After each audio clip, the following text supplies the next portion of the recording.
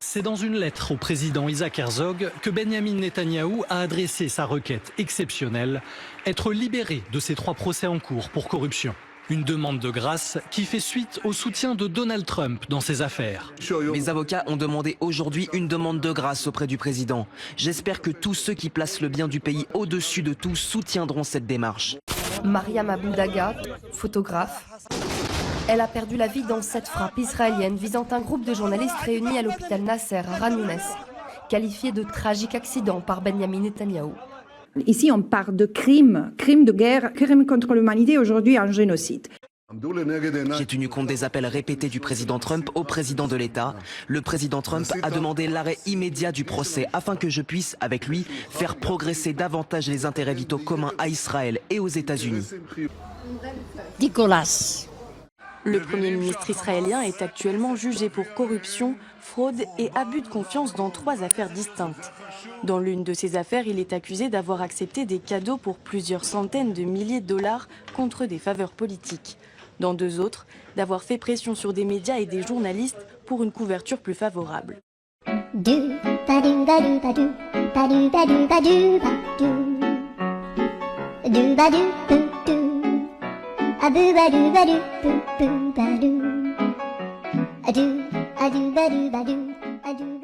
Je pense que c'est même pas juste dire que l'Europe a été silencieuse et absente devant ce qui se passe à Gaza, qui n'est pas une guerre, un génocide. Un génocide qui a été planifié et exécuté. Et on a les preuves, 2 ans de preuves de ça. This is pure anti-Semitism. Anti-Semitism is on the rise. The rise in anti-Semitism. The rising of anti-Semitism. Venez, on appelle ça comme ça doit être appelé. C'est de l'antisémitisme et rien d'autre. A rise in anti-Semitic behaviour. Anti-Semitism in Australia. The level of anti-Semitism in Australia. Anti-Semitism we're seeing in Australia. Explosion in anti-Semitism. Anti-Semitism, which is anti-Jewish racism, anti-Semitism, which is anti-Jewish racism and hate. C'est un antisémite et c'est une ordure. Faut appeler un chat un chat. On a des règles de base qui ont été violées, mais pas dans les derniers 2 ans. C'était l'habitude, c'était l'impunité qu'on a garantie à Israël pendant des décennies, qui a formé l'essence de la hubris d'Israël d'aujourd'hui et dans les derniers 2 ans. Parce qu'Israël commet des crimes de guerre dans le territoire qui est occupé depuis le 1967. Israël a bâti des colonies dès le 1967 et les colonies sont des crimes de guerre et a massivement dépeuplé des parties consistantes du territoire à Gaza. Ici, on parle de crimes de guerre, crimes contre l'humanité, aujourd'hui un génocide. En tout cas, ceux qui sont moches, c'est pas nous, c'est ces bêtes qu'on voit autour de nous. Je sais qu'il y a des gens ici qui croient que je dis des blablabla et qu'on tue des enfants innocents à Gaza. On tue pas des enfants innocents à Gaza. Prennent ces gens, ces enfants, qui sont pieds nus, crado, pour pas manger, ils les mettent devant le passage avec leur mère, leur père, leur tante, leur grand-mère, le chameau, le je sais pas quoi. Et c'est eux qui reçoivent le feu. Et après on vient dans les films. Regardez ce que les Israéliens ont fait. C'est ça. En réalité, ce qui est moche, ce ne sont pas les Palestiniens génocidés par ces fanatiques, mais plutôt les mots qui sortent de la bouche de cette dame, qui reflètent en réalité son âme moche, même très très moche et crado. C'est des monstres comme ça qui vous inspirent en France? Vous êtes sérieux? Comment on a pu en arriver là? À permettre que ce genre de choses se produisent en France, dans le Parlement français, en compagnie de députés français, à tenir des discours lunaires, mensongers, remplis de haine et de cruauté. Aujourd'hui, il est temps de devenir cruel. Le combat contre la bête immonde aujourd'hui, il faut le mener. Et la bête immonde, c'est l'islamo-gauchisme. Si les Français ne veulent pas combattre avec nous, eh bien moi, je n'irai pas continuer à la défendre en vain et j'irai probablement, oui, m'installer ailleurs, là où je serai plus en sécurité.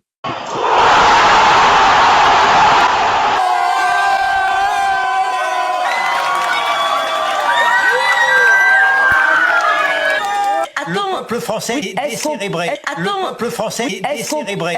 Ma question est, qu'est-ce qu'on fait puisqu'on est en démocratie? On peut pas forcer les gens. Je dis absolument ce que je veux. Ils sont dangereux, ces cons. Ouais, c'est pas des amateurs. Les civils à Gaza sont autant responsables que les membres du Hamas et du djihad islamique. Tout cela devra à un moment ou à un autre être payé et être payé au prix fort. Et donc effectivement, on ne peut que soutenir le plan Trump et décider une bonne fois pour toutes que la bande de Gaza doit devenir une zone vierge. Il faut que ces gens-là aillent vivre ailleurs, qu'une génération entière puisse aller se ressourcer mentalement dans d'autres univers, mais certainement pas à côté des Israéliens, à côté des Juifs, qu'ils veulent de toute façon éradiquer, exterminer. C'est terminé ce temps-là. Ce temps est terminé. Il faut récupérer tous les otages et une fois que tous les otages seront récupérés, il faut vider la bande de Gaza. C'est que cette dame ignore, c'est que son discours à lui seul décrédibilise ce qu'elle avance et démontre la cruauté et la dangerosité de ses semblables. Je me permets aussi de lui rappeler que nous avons des yeux et un cerveau qui nous permettent en l'occurrence de voir et réfléchir. Et nous avons vu ce que l'armée israélienne a commis comme crime, pas que depuis le 7 octobre, bien avant, depuis 1948, contre le peuple palestinien. Et si je comprends bien, on va mettre de côté tous les rapports de l'ONU, de la CPI, de Amnesty International, de toutes les ONG, de tous les experts en droit international, et croire sur parole cette dame qui, à mon avis, a complètement perdu le sens de la réalité et de la vérité.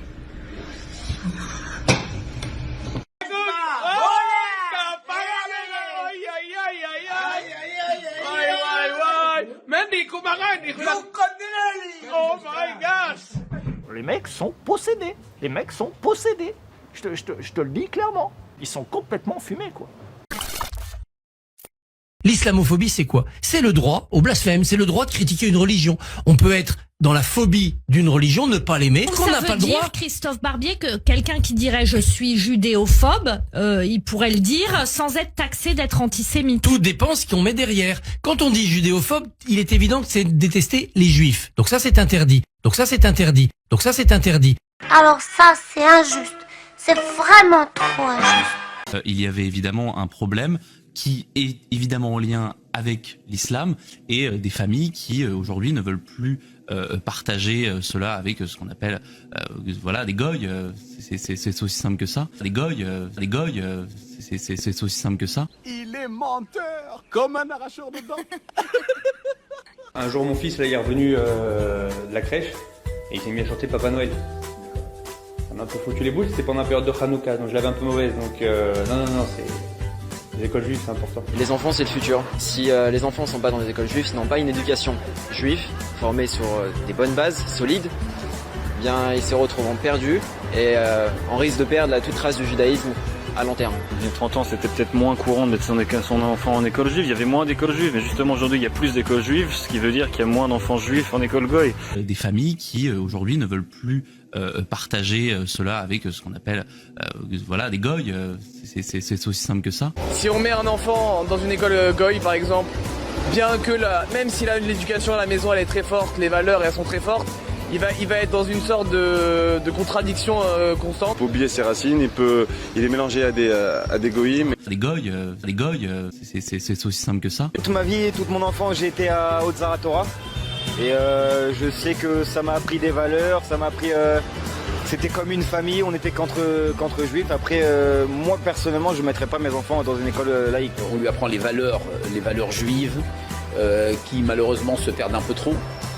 Donc oui, moi je pense que c'est indispensable de mettre son enfant dans une école juive. Il y avait évidemment un problème qui est évidemment en lien avec l'islam et des familles qui aujourd'hui ne veulent plus partager cela avec ce qu'on appelle voilà des goy. C'est aussi simple que ça. L'Algérie est un pays qui doit être combattu tous les jours. L'avocat star Olivier Pardo, d'Idée de la Sardine, l'avocat de Netanyahou, Éric Zemmour, va comparaître durant 3 semaines à Nanterre pour corruption et tentative d'escroquerie en bande organisée.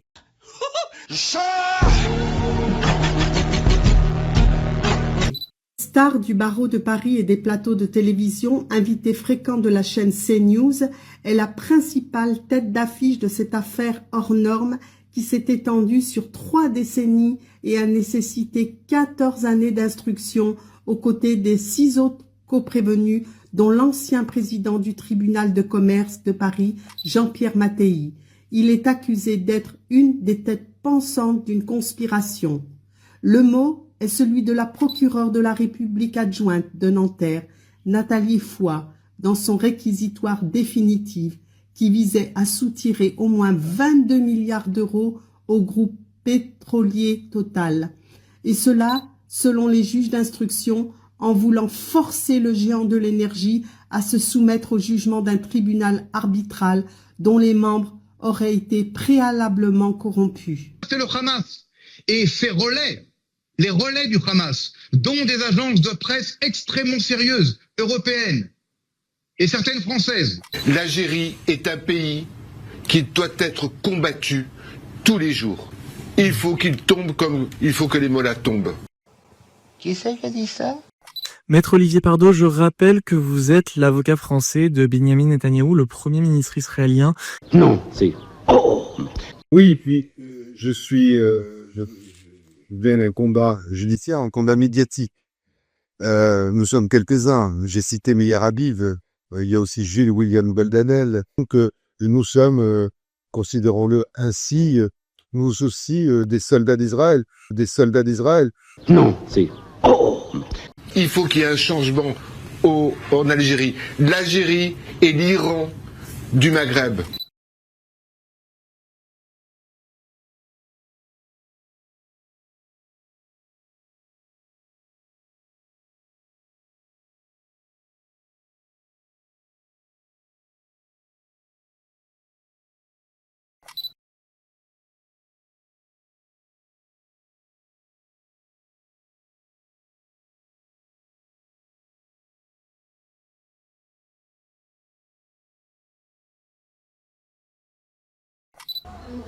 Nicolas. L'Algérie est un pays qui doit être combattu tous les jours.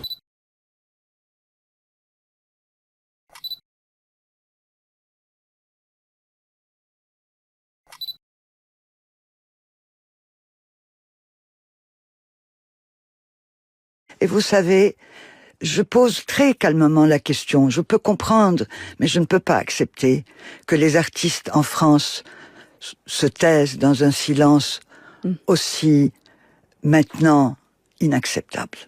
Oui. Le soutien de la presse, enfin le deux poids deux mesures, là, le soutien hallucinant de la presse française à Israël et à la cause israélienne. Pour en prendre un exemple tout récent de ce deux poids deux mesures, 22 août 2025, il y a eu 2 informations fortes. La première information forte, l'ONU reconnaît l'état de famine à Gaza, ou dans plusieurs zones de Gaza. Information importante, l'ONU dit qu'il y a une famine. L'ONU. Deuxième information, ce matin, le directeur d'un parc d'Acrobranche est placé en garde à vue parce qu'il a refusé l'entrée de son parc à 150 jeunes vacanciers adolescents israéliens. D'un côté, une famine, de l'autre côté, 150 gamins qui avaient sans doute très envie de faire de l'acrobranche et qui ne peuvent pas entrer dans un parc d'acrobranche. Quelle est celle de ces 2 informations qui a fait l'ouverture du Trésor de France 2, là, aujourd'hui? L'acrobranche, 3 minutes en ouverture du Trésor, reportage, développement, etc. Famine à Gaza, rien. Voilà, je veux dire, c'est tous les jours. C'est tous les jours. Alors on le constate, et on essaye de l'expliquer. Voilà, c'est ce que je tente de faire. Que vous écoutiez BFM, que vous écoutiez France Info, chaîne publique, chaîne privée, c'est de la merde. Oui. Hey, tu regardes mes vidéos? Ouais, je regarde tes vidéos, Et tu kiffes? Même pas tu t'abonnes? Allez, mets un pouce et abonne-toi. Allez, clique, mec.